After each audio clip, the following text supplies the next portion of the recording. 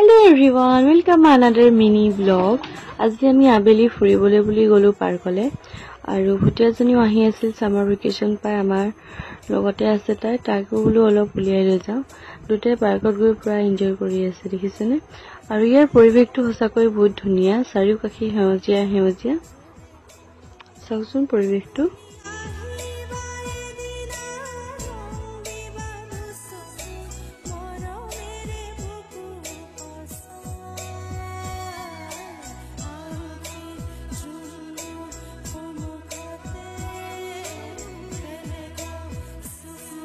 তাৰপৰা আহি আমি অলপ দেৰি ইয়াতে ৰখিলো তাৰ পিছত বুলো কিবা এটা খামগৈ বুলি কলো